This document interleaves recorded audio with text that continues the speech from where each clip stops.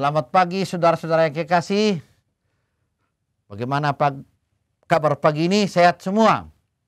Hari ini hari Jumat 9 Desember 2022. Kita sebelum melakukan tugas kita hari ini, kita akan mendengarkan firman Tuhan. Untuk itu mari kita berdoa. Damai sejahtera Allah yang melampaui segala akal, itulah yang mengawali hati dan pikiran saudara, di dalam nama Yesus Kristus Tuhan kita. Amin. Salam saudara-saudara, yang menjadi firman Tuhan buat kita hari ini diambil dari Nabi Yesaya pasal 60 ayat yang ketiga. Berbunyi sebagai berikut. Bangsa-bangsa berduyun-duyun datang kepada terangmu, dan raja-raja kepada cahaya yang terbit bagimu. Saudara-saudara yang kekasih, ada ungkapan yang terkenal oleh karena sebuah buku, yaitu habis gelap terbitlah terang. Buku Raden Ajeng Kartini yang menjadi terang untuk kaum wanita bangkit di Indonesia. Terang di dalam hidup kita untuk menunjukkan jalan dalam perjalanan hidup kita. Tetapi masa silam bisa menjadi kegelapan menghambat terang yang datang. Tetapi apakah terang bisa dikalahkan kegelapan? Justru kegelapan dikalahkan terang. Bagaimana pengalaman bangsa Israel di pembuangan? Pembuangan ke Babel merupakan masa sulit yang dihadapi bangsa Israel. Sebagian dari mereka ada yang dibunuh dan dibawa sebagai tawanan perang. Namun Nabi Yesaya menyadari kalau semua itu terjadi karena mereka tidak taat dan kurang percaya kepada Allah. Meski demikian Allah tidak pernah meninggalkan umatnya. Kendati mereka sering menyakiti hatinya. Allah mengeluarkan mereka dari keterpurukan hingga menuntun mereka sampai kembali ke Yerusalem. Terang Tuhan tetap terbit atas bangsa Israel.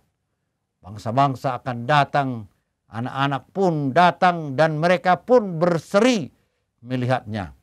Itulah terang yang telah memimpin mereka keluar dari kegelapan. Namun mereka malah terus hidup dalam ketidakpercayaan. Trauma masa lalu yang mereka hadapi selalu melekat di benak mereka. Mereka bahkan kerap kali meragukan kuasa Allah dengan mempertanyakan apakah Allah sanggup memulihkan keadaan mereka atau tidak. Oleh karena penderitaan datang bertubi-tubi, fokus mereka pun menjadi teralihkan. Mereka lupa bahwa selama ini Allah telah menyertai hidup mereka. Oleh karena itu saudara-saudara, Nabi Yesaya mengingatkan kembali agar umat Allah yang ada di pembuangan tetap percaya kepada Allah yang telah menuntun mereka selama masa kesusahan.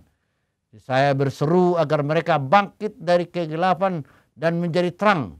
Karena seharusnya mereka tetap percaya dan bersandar kepada Allah, bukannya malah meragukan kuasanya. Allah pun telah menunjukkan terang itu kepada kita umat yang percaya.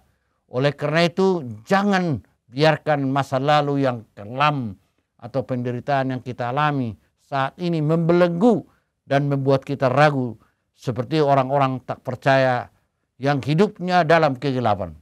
Mari kita bangkit dan menjadi terang sehingga kemuliaan Allah selalu nyata dalam hidup kita. Amin. Mari kita berdoa.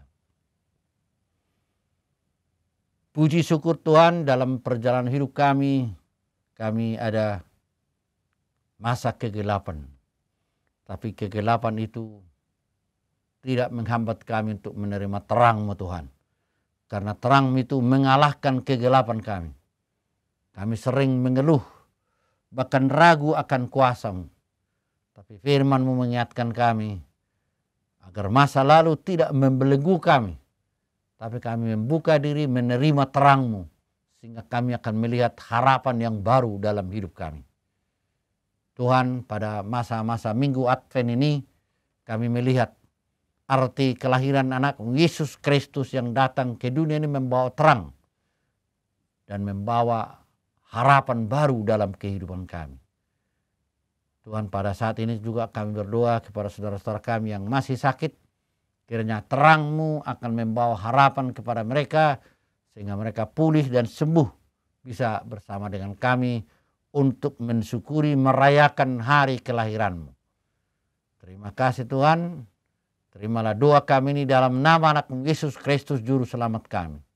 Anugerah Tuhan Yesus Kristus, kasih Allah Bapa dan persekutuan Roh Kudus menyertai saudara sekalian. Amin. Selamat berkarya. Tuhan memberkati. Salam.